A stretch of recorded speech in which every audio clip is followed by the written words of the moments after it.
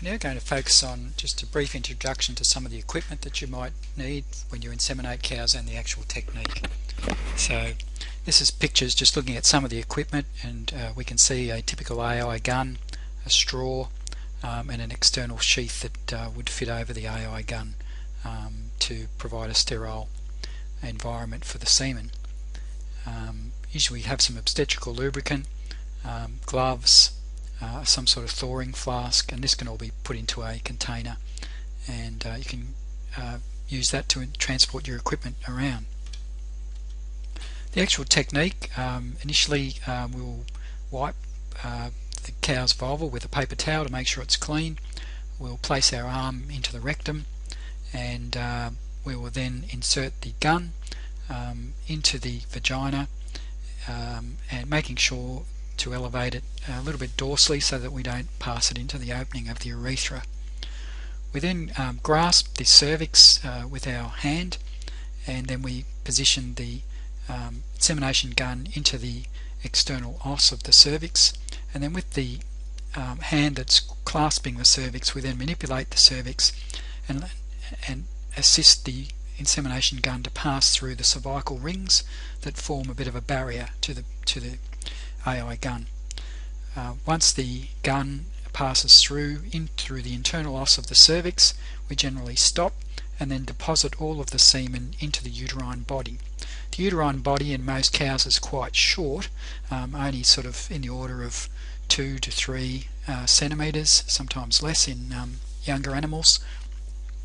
And so we don't want to pass that gun too far along past the internal os of the cervix, otherwise the gun will inevitably pass up one horn, and if that happens to be the horn on which that is contralateral to the preovulatory follicle, then pregnancy rates can decrease. So generally we put the semen into the uterine body, and the aim there is for that semen to be equally distributed through both the right and the left uterine horns.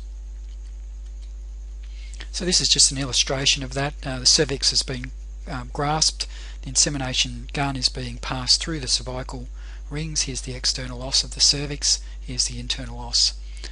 Once the gun passes through the internal os of the cervix, with your finger you can usually feel when the tip of the gun is past the internal os of the cervix, and at that point you simply deposit the semen.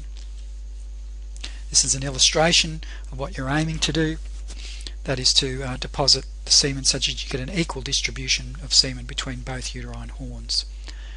And this is just an example here of some cervical rings.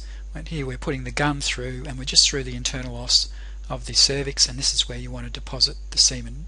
Note here how short that uterine body is before the uterine horns branch into the left and the right horn. If you continue to push this gun through, you'll inevitably either go up this horn or this horn, and that can result in a decrease in pregnancy rates. Again, this is what happens if you push the rod in too far. It goes up one horn and all the semen gets deposited here.